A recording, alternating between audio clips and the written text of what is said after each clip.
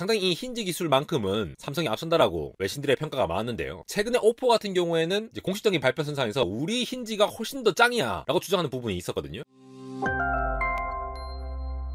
네, 여러분 안녕하십니까. 한델공학 에러입니다. 중국 스마트폰 시장에서 화웨이가 1위에서 내려앉고 오포가 드디어 1위를 차지하였습니다. 더욱 주목할 만한 부분은 스마트폰 전체에서도 1위지만 이 폴더블 시장에서도 1위를 차지했다라는 것인데요. 오포 파인드 N2 시리즈, 클램쉘 모양의 플립 시리즈까지 나오면서 갤럭시가 독보적으로 폴더블 시장을 차지할 것만 같았던 시절이 있었는데 이제는 중국 기업들이 이렇게 약진하고 있는 모습을 보이고 있습니다. 방진 방수에는 약하다고 하기도 하고 물방울 힌지를 사용해서 뭔가 내구성이 약하다 뭐 여러가지 말들이 많잖아요. 그런데 오포의 진정한 힘이 어디서 나오는지 기술적으로 한번 분석해보는 시간 가져보도록 하겠습니다. 이게 바로 IDC에서 조사한 결과인데요. 중국 시장에서 전체 스마트폰 출하량 기준으로 볼 때에는 분기별 출하량이 굉장히 많이 줄어든 것을 보실 수가 있죠. 이건 뭐 전 세계적으로 나오는 추세이기도 한데 이제 2년마다 스마트폰을 바꾸기보다는 이제 3, 4년 이렇게 주기가 늘어나고 있지 않습니까? 더군다나 팬데믹 이후로 이제 경기 침체 영향도 받으면서 소비자 소비 심리가 많이 위축된 것도 있는데요. 이렇게 스마트폰 출하량이 감소되고 있는 와중에 오포가 중국 시장 전체에서 약 20%, 19.6%의 점유율을 차지하면서 1위를 달성을 했다라는 것이 되겠죠.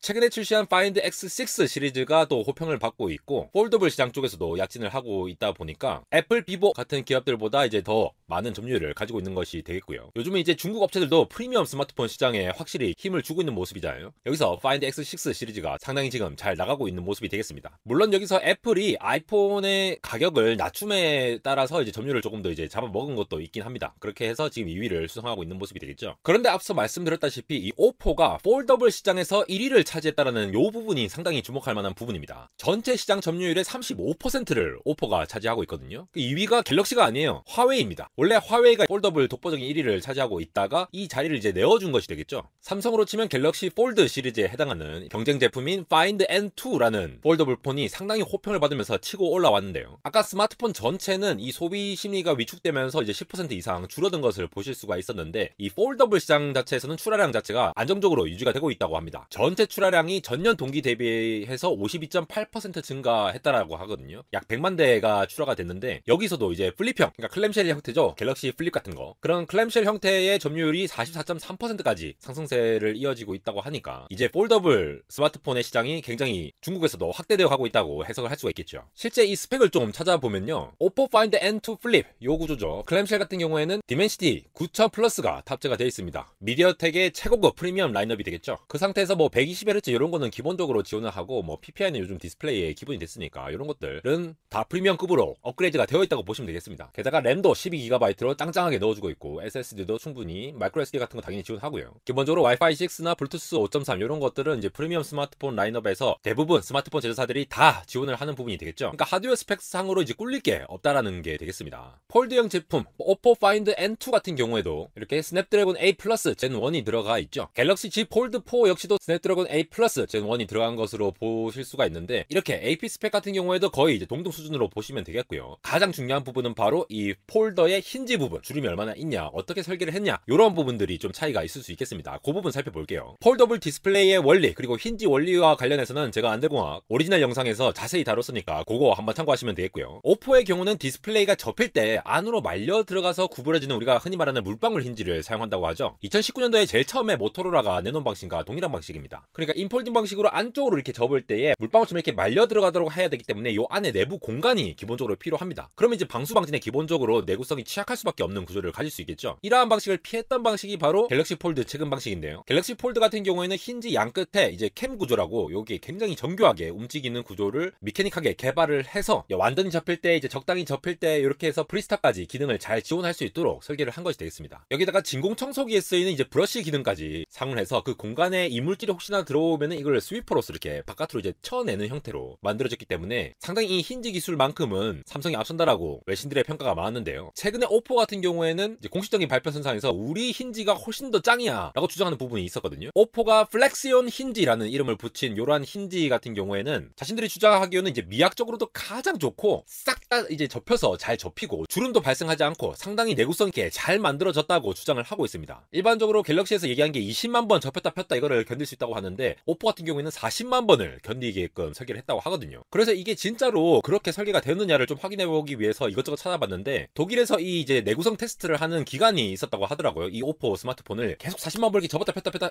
하는 거예요. 그래서 그 기술 검사 그룹의 이제 대표분과 인터뷰한 내용을 제가 좀 찾아보니까 이 디스플레이가 20만 번, 정확하게는 21만 6천 번 넘게 계속 접었다 폈다 해봐야 디스플레이에 아주 희미한 주름이 발생했다라는 점이라는 거죠. 이거는 테스트 검사 기업에서도 상당히 놀랐다라는 부분이 되겠습니다. 기본적으로 시간이 지남에 따라서 여러 번 접히게 되면은 주름이 더 눈에 띌 수밖에 없는 구조인데 오포가 이 부분을 잘 커버를 했다라는 부분이 되겠죠. 그리고 이물질 침입 테스트 같은 것도 다 이렇게 검사를 했는데 기본적인 이물질 같은 것들은 안 들어올 수 있도록 방어가 잘 된다라고 얘기를 하고 있고요. 그리고 높은 데서 이제 떨어뜨린다거나 대리석 바닥에 떨어뜨린다거나 이런 내구성 테스트에도 상당히 잘 버틴다라고 평가를 하고 있었습니다. 사실 오포 같은 경우에는 2015년부터 폴더블 폰을 상당히 열심히 연구를 해왔다고 알려져 있죠. 실제로 이 힌지 구조에 한해서도 이 구조 관련된 특허를 400개 이상 확보를 하고 있다고 하는데요. 해외 유튜버에서 이제 이걸 분해해서 비교를 한 결과를 보면은 힌지의 이제 구조가 점점 더 간단해지고 있다고 합니다. 그 말은 이제 기계적인 움직임이 구성 요소를 좀 더 줄임으로써 내구성을 좀 더 강화하는 형태로 발전했다고 추측할 수 있는 부분이 있겠죠. 더군다나 디스플레이가 이제 떨어져도 이 충격에 잘 이렇게 내구성 있게 견딜 수 있게 만들기 위해서 이 폴더블 올레드 이 패널을 뒷받침하려고 스테인리스 스틸로 만든 특수 플레이트로 딱 받치고 있다라고 합니다. 거기다가 경첩 부분은 또 이제 항공기 등급의 알루미늄을 사용해가지고 가벼우면서도 이제 잘 버틸 수 있는 이렇게 소재에 대해서도 신경을 많이 썼다라고 하더라고요. 그리고 이 틈 사이에 있는 이제 방진 고무 패드도 다 이렇게 넣어가지고 기본적인 방진을 할 수 있는 능력을 갖추도록 설계를 했다라는 것이죠. 그러면 또 궁금해지는 부분이 그러면 오포는 왜 방수 방진 등급 IP 등급을 제대로 이렇게 딱 받지 않았느냐 이런 부분들이 궁금해지잖아요. 오포의 공식적인 입장은 이런 거예요. 라이선스 비용을 지불 안 한다. IP 등급이 받는다고. 그래서 그런 라이선스 비용을 들일 바에 차라리 더 낮은 가격을 노렸다 이런 주장을 하고 있죠. 이게 물론 뭐 핑계일 수도 있습니다. 기본적으로는 IPX 4등급을 가지고 있죠. 그래서 기본적으로 방수 부품이 있는 거거든요. 방수 방진 관련된 오리지널 영상은 따로 참고하시면 되겠고요. 그리고 이제 방수 방진을 위한 다양한 패키징을 구성을 할 바에 오히려 그것보다 훨씬 더 많은 배터리 용량을 노린 게 아닌가라고 이제 테스트 업체에서도 얘기를 하더라고요. 어떤 게 사실인지 모르겠지만 어쨌든 중국의 소비자들은 방수 방진에 대한 요구보다도 가격 경쟁력을 가지고 있는 이러한 오포의 폴더블 스마트폰의 점유율가 높아진다는 점, 이러한 부분들은 오포가 잘하고 있는 부분이라고 생각할 수 있겠습니다. 사실 중국 스마트폰이 이렇게 치고 올라온다 하면은 뭔가 이제 가슴 속에서 이렇게 마음이 좀 아픈 부분이 있죠. 우리나라가 좀 더 잘했으면 그런 마음이 들기도 하고, 또 중국에는 와 진짜 화웨이에다가 오포, 비보 저렇게 거대한 스마트폰 제조업체들이 정말 많구나. 우리나라 이제 LG가 스마트폰 사업을 이제 접었고 그러한 좀 아쉬움도 남는 것 같습니다. 특히 이 폴더블 디스플레이 같은 경우에는 디스플레이 패널뿐만이 아니라 이런 힌지 기술, 세트 결합 기술 자체가 상당히 중요하다 보니까 어느 정도 이제 기술이 수렴하게 되면은 결국 어떤 부분에서 차별화를 줄 수 있을지 각 기업들이 고민이 많아질 것 같은데요. 이렇게 중국 시장 안에서는 화웨이를 제치고 오포가 앞서 나가면서 또 의미 있는 하나의 이정표를 세우고 있는 것 같아서 오늘 빠르게 공유드리게 되었습니다. 아직도 폴더블 스마트폰의 시장 점유율은 전체 스마트폰에서 이제 몇 퍼센트 되지는 않지만 이제 애플의 아이폰도 폴더블로 나온다는 얘기가 나오고 있고, 그러면 시장이 점차 확대될 거라고 보는 가운데 각 기업들이 어떤 차별성을 가지고 스마트폰을 만들게 될지 너무나도 궁금한 안달공학 에러였습니다.